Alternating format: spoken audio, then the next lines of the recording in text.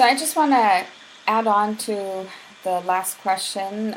When the interviewer is asking the potential teacher if they're passionate about students, um, they generally want to see how sincere and genuine the person is that they're interviewing. They also will ask about why the person would like to teach. This question will have to have an answer something around uh, the love of kids, trying to make a difference in their lives, and not really caring so much about the pay because it doesn't necessarily pay as well, but the fact that they'll be able to change their lives and they'll be able to share their love with children. Um, they also want to know what if their leadership skills. Do they believe in themselves as being leaders? And the interviewer here wants to know how potentially influential the new hire believes he or she is, and the ability to handle unexpected situations.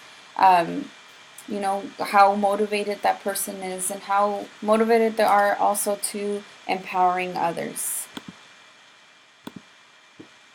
5 specific soft skills that I learned here in my research and in my interview with my HR from Bethel School District were being a hard worker, the ability to stay focused, to maintain focus in stressful situations, um, to have emotional skills, so having self control, having that dominion over your emotions, and that plays a lot with handling other people as well. So, the ability to read other people, how well can you see other people's intentions, and if the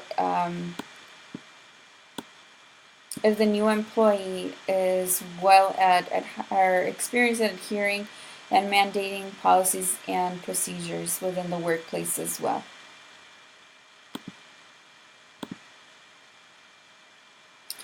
Some factors that managers use in designing professional development for their employees um, include, starting with customer service, um, also becoming Microsoft Office certified, um, taking the WASPA course, which is something that is, again, ligated to policy and procedures of Washington State. So this course has to be taken for a course of 3 years, and you would be able to receive a certification from that after the 3-year period.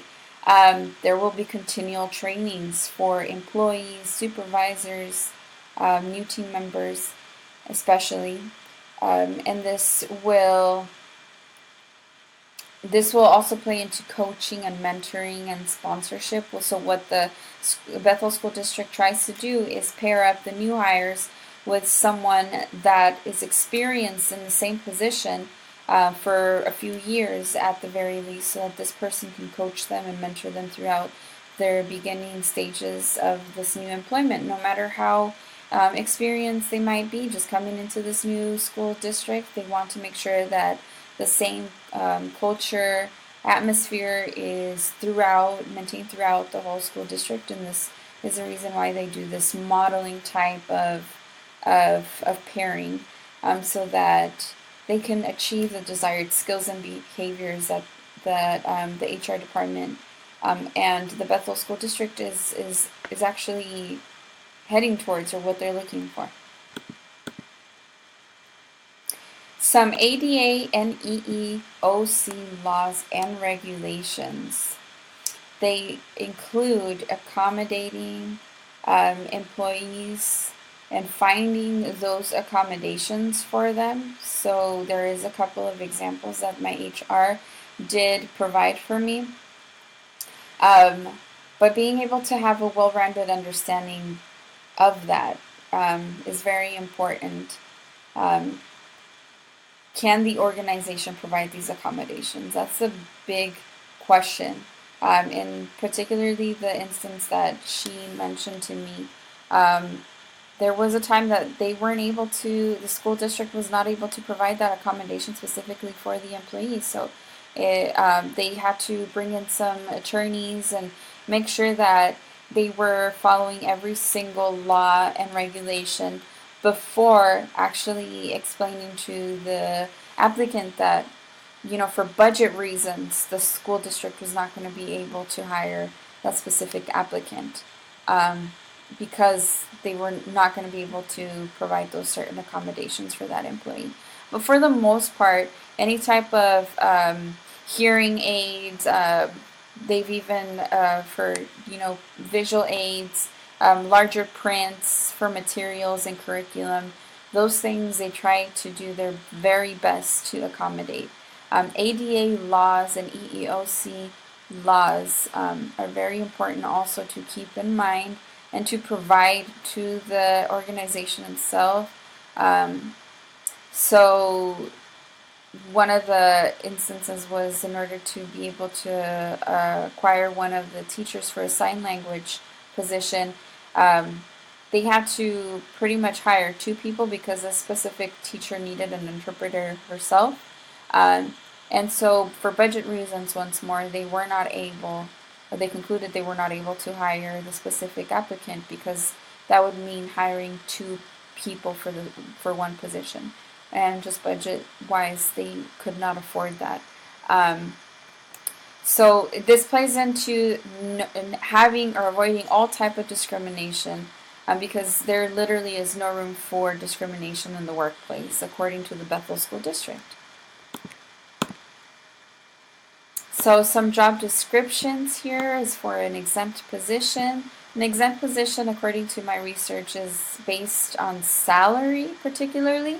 Um, and they would be excluded from minimum wage or overtime regulations according to the bylaws. Some common positions for exempt positions would be executives, supervisors, outside sales. So anybody that technically has a priority of getting the job done and not necessarily how long it takes to get it done, this would be an exempt position. Some pros would be that you literally have less to no type of supervision whatsoever. So that includes no micromanagement from superiors, which some people really like.